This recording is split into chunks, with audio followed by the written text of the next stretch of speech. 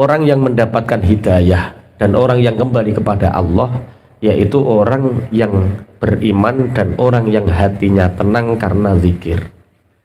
Yang kedua, alladzina amanu wa amilus shalihat, orang yang beriman dan orang yang beramal soleh.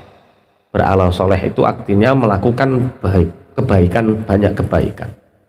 Tuba lahum wa husnu ma'ab, bagi orang yang beriman dan beramal soleh. Jadi menggabungkan antara iman dan amal soleh. Amal soleh itu perbuatan yang baik. Di samping dia meyakini, di samping dia punya keyakinan, punya iman, dia juga melakukan banyak kebaikan. Tuba lahum wa husnu ma'ab, bagi mereka kebahagiaan dan sebaik-baiknya tempat kembali. Jadi syarat bahagia itu, kalau saya biasanya mengatakan bahagia tanpa syarat, ternyata Al-Quran mensyaratkan bahagia itu dua. Satu, beriman, punya keyakinan. Dua, beramal soleh. Orang yang tidak punya keyakinan, tidak punya iman, hidupnya pasti galau. Orang yang kufur, orang yang ingkar terhadap kekuasaan Allah, bahwa di dunia ini ada sang pencipta namanya Allah, bahwa hidup kita itu dalam genggaman Allah. Kalau orang mengingkari ini, maka dipastikan hidupnya ruwet, tidak bahagia, tidak tenang. Karena apa? Orang yang tidak beriman itu dia akan selalu suudzon sama Allah. Dia akan selalu berprasangka buruk terhadap semua kejadian hidupnya. Loro, waduh loro terus gak iso nyambut gawe. Wayah gak duwe duit, waduh gak duwe duit ngene iki kok. Jadi seakan-akan dipastikan orang yang sandarannya kepada selain Allah, tidak iktimat Allah, tidak bersandar kepada Allah, hidupnya pasti tidak tenang. Kalau tidak tenang, bisa dipastikan dia tidak bahagia, karena pola pikirnya selalu negatif. Berbeda dengan orang yang beriman. Orang yang beriman itu dengan segala kejadian yang terjadi terhadap dirinya, itu ada pesan cinta dari Allah. Misal kita diberi sakit oleh Allah, pesan cintanya apa? Oh, kita ini pahala kita sedang ditambah, dosa kita diampuni. Itu pesan cinta. Kita punya mobil, alhamdulillah seneng. Dadak mobil misalnya pelot misalnya, tahu-tahu Cakwin ngantem pitik kena mobil sampean berang misalnya. Itu kalau orang tidak punya keyakinan, tidak punya iman, tidak punya amal soleh, mesti mikir, pirang juta ngono ya. Perkara ning uteke ning pikirane wis ana duit. Berarti Cakwin harus tanggung jawab. Tapi kalau orang tahu pesan cintanya, alhamdulillah Cakwin bu antem, lah nek ngene kok jate koko anyar. Nanti Allah, wong Gusti Allah ngeridani diantem kok ya Gusti Allah gawelekno dalan piye carane duwe duit digawe ngecetno sing anyar. Jadi setiap kejadian orang yang beriman itu tahu pesan cinta Allah. Nah, pesan cinta itu namanya hikmah. Jadi kalau ingin bahagia syaratnya dua. Satu apa? Iman. Dua, beramal soleh. Amal soleh bagi seorang yang beriman itu keniscayaan. Keniscayaannya seperti ini. Kebahagiaan itu dilahirkan dari dua hal, iman dan amal soleh. Kalau amal soleh ini kurang, hanya keyakinan kita yang bertambah, maka ini belum cukup. Allah akan mengirimkan rasa futur. Ngerti futur? Apa? Galau. Jadi sampai misal tahu-tahu aku kok gak ngerti apa-apa ya, kok sumbek pikiran kok sumbek. Saya tidak tahu penyebabnya, padahal aku juga gak maksiat, aku juga gak ngelakoni dosa, tapi tahu-tahu pikiran sumbek. Oh, kalau Anda tahu-tahu pikiran sumbek, berarti Anda belum berbuat baik. Maka saat itu langsung ambil bagian, apa sing perlu dibantu. Ana wong susah, apa sing bantu, sampean bantu, seketika Allah akan mengambil futurnya. Lah, aku rasa neng apa-apa Pak Yai sumbek bendino lho, berarti awakmu ora tau amal soleh. Wong sumbek kok sampai bendino, itu berarti awakmu ora tau nglakoni amal soleh. Sing dipikir awake terus. Makanya gampang nek pengen sumbek siji, aja mikir wong liya, mikir awake terus. Sing sugih aku, sing duitku akeh aku, aja sampai ketemu wong kok nek utang aku, wis pokoke ngono terus, sumbek gampang. Kok nek duit njaluk bojo ning KDS hus orang lumpuk kok. Wah, lah iku wis dijamin apa? Sumbek. Wis jamaah ngaji ati cek ning sing sumbek niku nemen. Kalau kita berbicara dulu Nabi Musa kenapa diutus Allah kepada Fir'aun? Padahal saat itu Mesir sedang dalam kejayaannya, dalam kejayaan peradabannya. Bendungan terbaik saat itu, Sungai Nil dikelola, sehingga Fir'aun biasa takok, sing garai sungai milih sopo? Aku. Sing bangun sopo? Aku. Berarti sing nukulno tumbuh-tumbuhan sopo? Aku. Berarti kue sopo? Pangeran ngono. Jadi asal usulnya Fir'aun dituhankan karena memang saking membuat makmur gemah ripah roh jinawi ini Mesir. Makanya bersyukur kula jenengan duwe pimpinan rapat kaya Fir'aun dadi ra ngarah nyembah tambah mbok kritik terus. Iku wis tambah mbok kritik terus wis ora ngarah mbok tuhankan wis iku ya syukur tambah mbok kritik terus. BBM naik ya mbok kritik, BLT turun ya mbok kritik, kabeh mbok kritik wis ora ngarah mbok sembah. Fir'aun itu awal mula dia disembah itu karena apa? Makmurnya Mesir saat itu. Tapi karena dia kufur, tidak mengimani adanya Allah, ini yang membuat Allah murka. Bukan karena Fir'aun tidak berbuat baik kepada rakyatnya. Fir'aun berbuat baik kepada rakyatnya. Fir'aun gak zalim terhadap orang-orang Kipti, tapi dia ingkar, tidak punya iman. Lah, orang yang tidak beriman itu hatinya akan dipenuhi dengan kegelisahan. Satu contoh, negara yang maju akhir ini, Jepang, Swedia, itu negara-negara yang ekonominya tinggi. Negara maju itu buruh, ciri khas negara maju itu gaji terendah buruh itu 8 juta. Di Jepang penggawean paling elek itu 8 juta. Yo paling elek cara kene yo sing paling buruh macul ngono iki 8 juta. Di sini berapa buruh macul? 80. saulan lah nek 80 sedina 80 ping 3 berarti piro? 2 juta petangah terus. Berarti makanya kita negara berkembang. Kalau saya nggak menyebut negara berkembang, di Indonesia sudah nggak ada orang miskin, yang adanya keluarga harapan. Nggak ada keluarga miskin, adanya keluarga harapan. DKI harapan terus, setiap 5 tahun sekali dikasih harapan terus. 5 tahun kok nang bar mundak DKI BLT lali mundake lali oyo-oyoan BLT terus kami tuwa karo lurah dicelatu ngalor ngidul wis ngono ya wis ngono. Dadi lah Jepang itu ciri Mas Covid mbah tenan mbah ora bocah ning ngarep kita kok. Ada satu tempat yang disediakan khusus bagi orang-orang ruwet yang ingin bunuh diri masuknya ke sana. Wis mlebu kuwi ra ngarah ditulungi. Karena di situ memang khusus tempat bunuh diri. Iya baik, apa jenenge? Padahal negara maju kurang apa dia? Gaji paling rendah 8 juta. Ekonomi tinggi.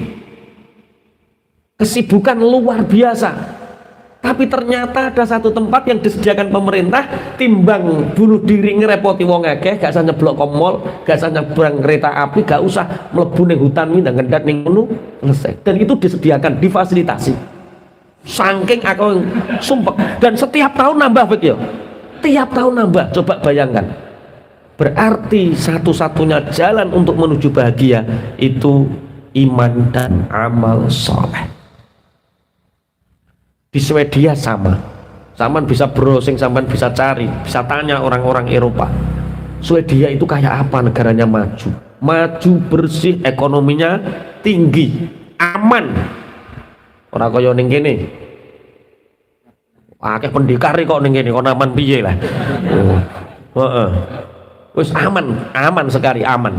Tapi ternyata masalah yang dihadapi pemerintah Swedia bukan karena infrastruktur, bukan karena kekayaan yang miskin yang kurang, tapi kegelisahan yang dialami oleh rakyatnya. Akeh wong sumpah. Jadi pil koplo tambah naik, dokter psikologis tambah banter, obat-obat tenang nih cak luki laris. Jadi masalah mereka ternyata kegelisahan, sulit tersenyum. Dan saya Jumat ketiga, Jumat ba'da asar, Jumat ketiga. Itu punya majelis taklim namanya mata baca. Majelis taklim abang tukang becak. Itu 200 berapa itu orangnya itu. Ngajine gak meneng kalau sampean ngene iki cemlewut dan guyu kemegel tukang becak lho. Tak takoki duwe utang ya kata Mbak ya ning guyu gak kaprah. Oh, ternyata orang beriman itu unik. Untuk bahagia tidak harus menunggu kaya. Untuk bahagia tidak menunggu fasilitas. Untuk bahagia tidak menunggu sesuatu itu urusannya selesai, tidak. Bahagia cukup raditu billahi robba wa bil islami dina wa bi muhammadin nabiyyau wa rasulah, selesai. Pokoknya nek pangeranku ci Allah, nabiku Muhammad, agamaku Islam, baik-baik saja, enggak ada yang perlu dikhawatirkan. Ya lek kabare aman. Cek nyembah Gusti Allah aku. Cek nyembah Gusti Allah, aman. Ya, karena orang kafir itu akan membandingkan, aku akan sholat kalau hidupku sudah mapan, kalau hidupku sudah banyak uang tabungan saya mau sholat. Pokoknya nek uripku wis mapan, wis ayem, aku lagi sholat. Aku sedekah nek wis tabunganku 50 juta. Kok nek wis 50 juta aku arep sedekah wong utangku yo jek luwung. Dadi lah itu pemikiran-pemikiran orang-orang yang kufur atau ingkar kepada Allah. Justru dengan kamu sholat, hatimu tenang. Setelah hatimu tenang, pikiranmu jernih. Setelah pikiranmu jernih, rezekiku nempel terus. Makanya jere para yai, para ulama, uripmu itu tergantung sholatmu. Nek kue kepingin dandane urip, dandanono sholatmu. Sholatmu semakin apik di hadapan Allah, semakin baik di hadapan Allah, maka kehidupanmu akan semakin tertata dengan baik. Sedekah ngenteni sugih. Sedekah iku ya biqadril iktifa awake. Duwe 10.000 sedekah 1.000 ya ora apa-apa. 50.000 sedekah 5.000 ya ora apa-apa. Biqadril iktifa. Jangan menunggu punya untuk sedekah, tapi sedekahlah, maka hidupmu akan berpunya. Diceritakan ada seorang pemuda yang dia itu galau. Dia mencari kebahagiaan kemana-mana. Dia melihat ada tukang kuliner buruh, kok ketoke guyu cekakaan, dia ikut buruh. Ternyata di sini juga sengsara, nggak bahagia. Terus orang kantoran enak ya, kerja di kantoran itu nanti buruh enak. Melu ning kantoran sumpek. Wong kok ditekan jam 7 mlebu, jam 3 lagi mulih.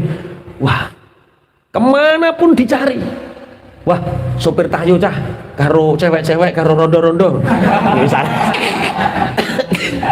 dilakoni jadi sopir tayo, ternyata dicatoni karo mbok-mbok, ora kuat mental, baper deh Pak. Oh, ternyata urip gak penak ternyata. Baturan mbok-mbok, baturan nyawang tukang parkir, oh enak, buar dadak sing ngedeke parkiri ilang. Wah wis, semua sudah dikerjakan. Sampailah dia merenung di pinggir sungai. Merenung di pinggir sungai. Cara wong wis meneng, gak laopo-laopo. Katok. Bertemu dengan seorang sepuh, bertanya, anak muda, kenapa engkau di sini? Kakek, aku kemana-mana mencari kebahagiaan, ternyata kebahagiaan itu tak kunjung juga aku dapatkan. Dari buruh kuli, awakku loro kabeh. Jadi kantoran jenuh dengan aktivitas yang sama tiap hari. Jadi tukang parkir montore hilang, dodolan HP dituduh penadah, wis wakeh. Kalau kamu ingin bahagia nak, iya kakek, turuti kata-kataku. Apa kek? Itu ada kubu, anggaplah kubu itu kebahagiaan, tangkap sebanyak-banyaknya kubu. Wah, akhirnya balayu nganggo tangan kosong, kubu dicekel gak kenek-kenek, nganggo jaring kenek telu ucul maneh. Ternyata setelah dia lelah, kubu pun nggak membuat dia bahagia. Apa kata kakek? Itulah kehidupan. Kalau kamu ingin bahagia, cukup pandang kubu itu, nikmati, biarkan dia mengisi alam semesta ini sesuai kudrahnya. Berarti bahagia itu bersumber dari ridho kita terhadap apa yang Allah berikan terhadap kita. Itu kuncinya. ridho terhadap Allah yang berikan kepada kita. Ada suami istri bertengkar, cerai, geger, perang. Setelah perang suaminya mengatakan, aku menceraikanmu dan aku akan menjadikan hidupmu sengsara. Jadi sing lanang iki ngancam, aku menceraikanmu, setelah aku menceraikanmu aku akan membuat hidupmu sengsara. Apa kata istrinya? Kamu tak akan bisa membuat aku sengsara sebagaimana kamu tidak pernah bisa membuat aku bahagia. Nek gawe aja mah kowe ora iso, apa nek gawe sengsara.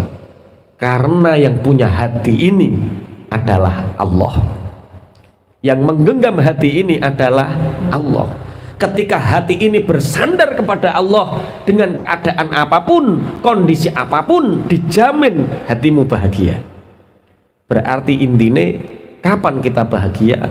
Ketika kita punya iman. Iman itu iktimat Allah, bersandar total kepada Allah.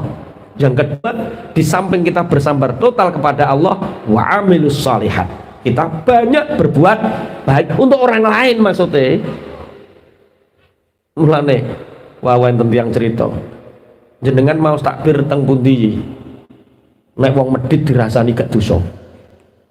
Kula kan nate matur saking eleke wong medhit niku buk rasane ora dosa. Teng kitab Ihya bab 14 tempat ngerasani tidak dosa, termasuk ngerasani tidak dosa itu ngerasani wong medhit. Jadi sing ngrasani wong medhit terusno yo iku gak dosa.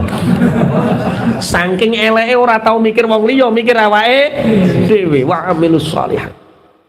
Wes, kunci kebahagiaan ternyata ada di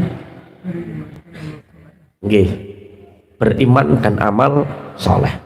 Nikmati kehidupan kita dengan segala kecantikannya, karena apa yang ditakdirkan Allah kepada kita itu pasti yang terbaik. Biarkan apa yang dikehendaki Allah terjadi terhadap kita, ridho, maka hatimu akan bahagia. Walladzina sabaru ibtigha'a wajhi rabbihim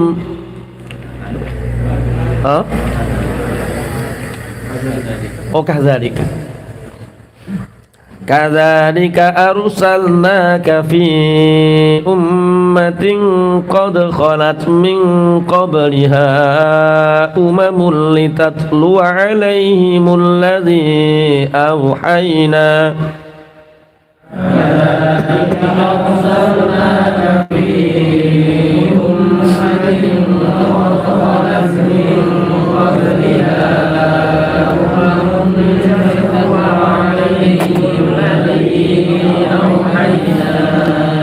litatlu 'alaihimul ladzi awhayna ilaika wa hum yakfuruna birrahman litatlu 'alaihimul ladzi awhayna ilaika wa hum yakfuruna birrahman qul huwa rabbi la ilaha illahu qul huwa rabbi la ilaha illahu alaihi tawakkaltu wa ilaihi matab alaihi tawakkaltu wa ilaihi matab.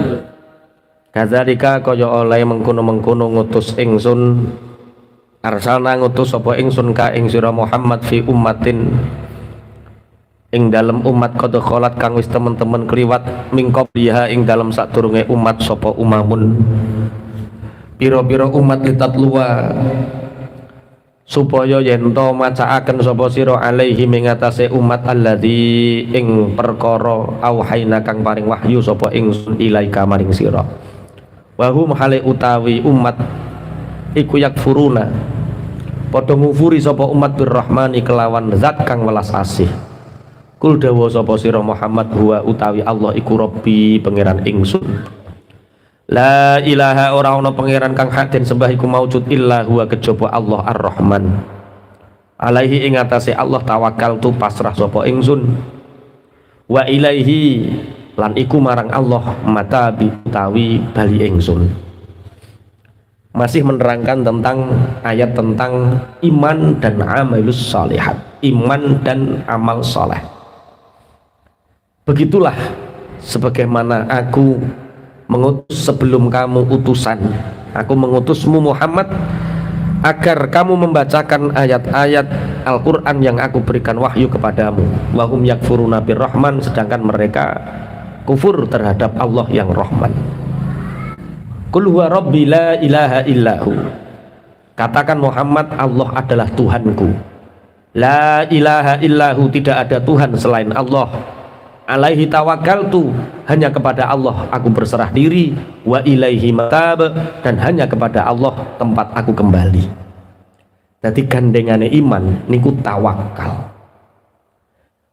Tawakal niku nopo? Tawakal niku pasrah ning gone Gusti Allah. Demeng iman iku iktimat Allah, senden ning Allah. Sakniki iman diwujudkan dengan tawakal. Dalam sebuah hadis, at-tawakkulu nisfuddin.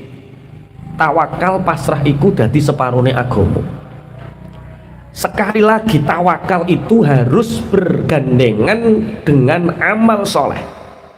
Karena ketika tawakal ini tidak berhubungan, dita'alukan dengan amal soleh, nanti seakan-akan sama antara tawakal dengan putus asa. Dalam satu hadis, Rasulullah Muhammad SAW itu memberi gambaran orang tawakal itu orang yang tidak mau dirupiah. Sampai cek di Sahih Bukhari, orang yang tawakal dia tidak mau dirupiah, dia tidak mau dikai. Kai itu pengobatan dengan api. Dan dia tidak tatoyur. Tatoyur itu menggantungkan hidupnya dengan coro eneng masra krok sopo ape mati kae. Itu tatoyur. Tekek payu rabi, tekek ora, tekek rabi, tekek ora, tekek rabi. Oh ya payu rabi lah. Lah ngono ki jenenge tatoyur. Nek cari tekek wayo, tekek ora. Tekek wayo, tekek ora. Lah ya wayo karo ora kok digantungno ning gone tegale iku jenenge apa? Tatoyur. Orang yang tawakal dia tidak meruqyah diruqyah. Tapi saiki modelnya nek wong soleh kaya ruqyah ya. Padahal orang tawakal enggak mau diruqyah, enggak mau dikai. Dikai itu pengobatan dengan api, tidak mau tatoyur. Nabi Musa, ini cerita-cerita sing tawakal sing versi sampean dhisik. Nabi Musa kan pernah sakit apa jenenge? Ana sing darani sakit untu, ana sing sakit lisan, pokoknya sakit lara untu ngono ae. Nabi Musa ketika sakit gigi, dia tidak mau berobat kecuali mendapat wahyu dari Allah. Akhirnya betul Nabi Musa dikasih resep sama persis. Oh, ditutuli mari. Suatu saat Nabi Musa sakit gigi. Kemudian dia tidak munajat, tidak berdoa dulu. Dia langsung mencari rumput-rumput sesuai resep itu. Ditutulno, ternyata gak mari. Akhirnya dia munajat kepada Allah, ya Allah, kemarin engkau memberi aku wahyu bahwa dengan ini gigimu sembuh. Bareng tak lakoni iki kok gak sembuh. Jawabannya Gusti Allah, zaman pertama kae kowe loro goleki aku, ngerti nek sing ngobati aku. Lah bareng loro sing nomor loro kowe goleki suket. Orang goleki aku. Itu tawakalnya para nabi dulu. Bahkan pernah Nabi Musa alaihissalam tidak mau berobat sama sekali. Kemudian umatnya mengarankan, wahai Nabi Allah Musa, sakit seperti panjenengan itu obatnya ini. Tidak, aku wis kapok, aku kudu ngenteni Allah. Gusti Allah itu mesti marekno aku tanpa obat. Akhirnya Gusti Allah dawuh ning Nabi Musa, Musa, carilah obat sebagaimana umatmu menyarankan obat itu. Dicari, sembuh. Kenapa ya Allah? Orang yang tawakal dekat sekali, kalimullah yang sangat dekat denganmu, engkau menyuruhku untuk mencari obat yang sama dengan mereka. Ciri Allah, hai Musa, kamu jangan ingin aku menghapus keadilanku. Orang ikhtiar berobat itu ibadah. Nek niati ikhtiar. Tapi nek gantungno warasmu neng obat, iku sing kleru. Jadi kita membeli obat itu sebagai bentuk ibadah kita, ikhtiar kita bahwa Allah punya sifat adil. Sebagaimana Rasulullah Muhammad sallallahu alaihi wasallam dawuh, innallaha anzalat da'a wad dawa'a. Sungguh Allah itu menurunkan penyakit dan obat. Wa ja'ala likulli da'in dawa'an, dan menjadikan setiap penyakit itu ada obatnya. Fatadawu, maka berobatlah. Tapi wala tadawu biharamin, tapi jangan sekali-kali engkau berobat dengan sesuatu yang haram. Ulong ya jadi obat, tekek ya jadi hasyarat, nyabe undur-undur wakeh sing halal, lha apa golek sing haram. Berarti kita berobat itu sebagai bentuk tawakal kita. Karena apa? Karena kita ikhtiar untuk membuktikan sifat keadilannya Allah. Jadi kok umpama kita berobat ora waras, kita ngerti kekuasaane Allah, kudrohe Allah. Umpama dikai waras, kita yo ngerti ikhtiare Allah, awake diijabah oleh Allah. Bahasa ngeten iki paham nggih? Wes iku dalam berobat misal. Atau ceritanya Syakik Al-Balkhi dengan Ibrahim bin Adham. Syakik Al-Balkhi itu muridnya Ibrahim bin Adham. Beliau matur ngeten, Syekh, guru, ya nak, kula kepingin kerja tenggene jenengan, minta izin untuk kerja. Lah berapa minggu cuti pingin mergawi tenanan? 3 minggu Syekh. Ya wis, kamu bisa menjaga toko, bisa keliling membawa barang 3 minggu, tak izinkan.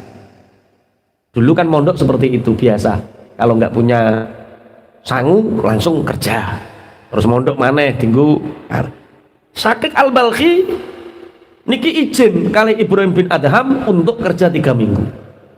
Bareng 3 hari dia itu pulang. Loh, katanya 3 minggu nak, kok 3 hari sudah pulang? Ya Syekh, di perjalanan ketika aku membawa dagangan, aku melihat seekor burung yang kecil, cara kene yang manuk emprit, burung pipit, yang di situ patah sayapnya, sehingga aku berkeyakinan manuk ki mati. Ternyata setelah aku istirahat di situ, ada burung besar datang memberi makan, dan ternyata burung itu tidak mati. Terus aku punya pikiran, ini adalah pelajaran dari Allah bahwa burung yang sayapnya patah tidak melakukan apa-apapun, kalau Allah menghendaki hidup akan hidup. Begitu juga orang manusia, walaupun dia tengok-tengok, duduk manis, tidak melakukan apapun, kalau Allah menghendaki hidup dan kaya, pasti Allah mendatangkan untuk kita. Percuma Syekh aku bekerja, percuma aku bekerja, wong hidupku sudah ditanggung sama Allah. Ini tawakal atau putus asa? Ya urung, ndarani ulama lho, wali lho. Syakik Al-Balkhi wali bu didarani putus asa. Sing darani bocah lagi ngajine di sore. Itu pemahaman yang Syakik Al-Balkhi ku luar biasa. Enggak ada bedanya orang kerja sama orang nganggur. Wayahe mangan ya padha mangan. Burung yang sayapnya patah pun kalau Allah menghendaki didatangkan burung yang besar memberi makan. Untuk apa Syekh? Aku bekerja. Sudah, aku tidak usah bekerja. Padahal gurune Ibrahim bin Adham ini kerja.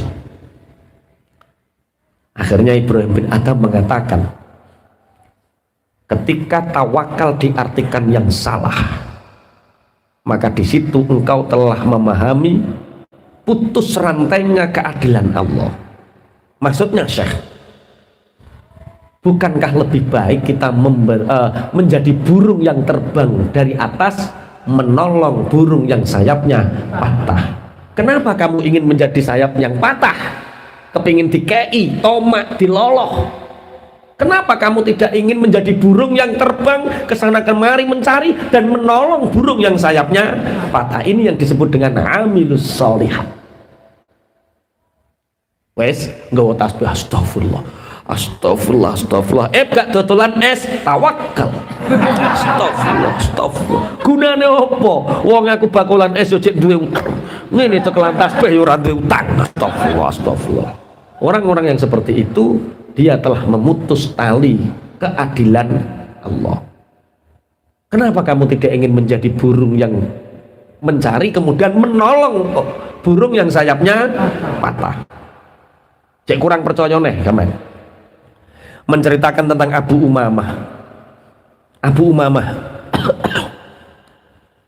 Abu Umamah itu terlilit hutang. Jadi di antara para sahabat sing utangnya kathah niku Abu Umamah. Lah nek awakmu kok sampai hari ini masih punya utang banyak, ono sanate saka Abu Umamah. Kok duwe anak jenenge Abu Umamah.